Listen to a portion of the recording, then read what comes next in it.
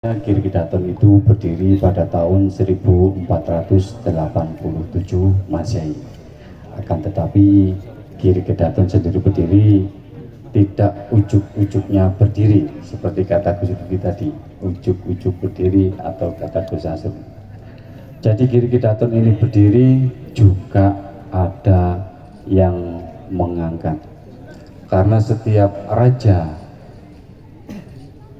akan memimpin suatu negara, maka harus ada yang menabalkan, harus ada yang menobatkan. Terkait dengan Girgidaton sendiri ini, penobatan beliau Raden Paku sebagai Raja Girgidaton, beliau diangkat dimulai dari masa Prabu Kertabumi.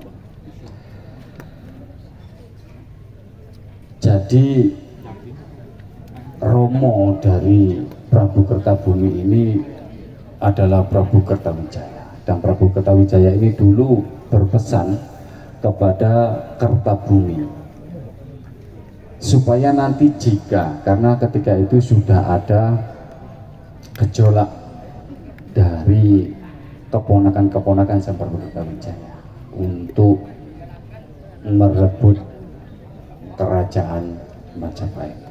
Nah, ketika Prabu Kertawijaya ini dulu pernah bertemu di Ampel Dento pada masa Raden Paku ini masih nyantri di Ampel Dento. Di sana beliau juga berpesan kepada Mbah Raden Rahmat agar supaya nanti jika Raden Paku ini sudah cukup usianya, maka beliau bersama dengan para Batara Sabta Prabunya diperintahkan untuk menobatkan Mbah Sunan Giri atau menobatkan Raden Paku sebagai Raja Uluwatikta. Akan tetapi ketika itu tidak kesampaian Mbah Raden Rahmat itu di masa Raden Paku sebagai raja, karena beliau sudah lebih dahulu wafat pada tahun 1481 Masehi.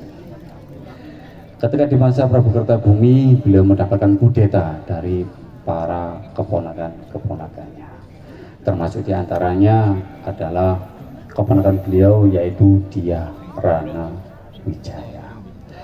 Atas pemberontakan yang dilakukannya inilah akhirnya Kertabumi berwasiat atau berpesan kepada para Batara Sabta Prabunya.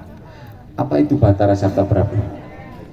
Batara Sabta Prabu adalah Dewan Penasehat Agungnya Raja.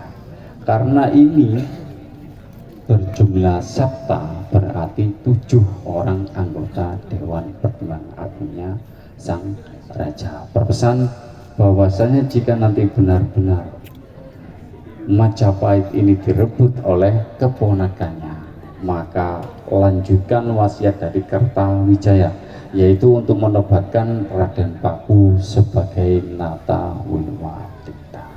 Maka ketika itu Kertabumi diruntuhkan pada tahun 1478 Masehi.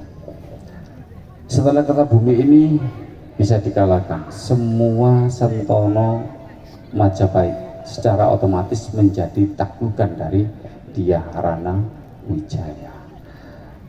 Begitupun juga dengan para Batara Sabta Prabunya.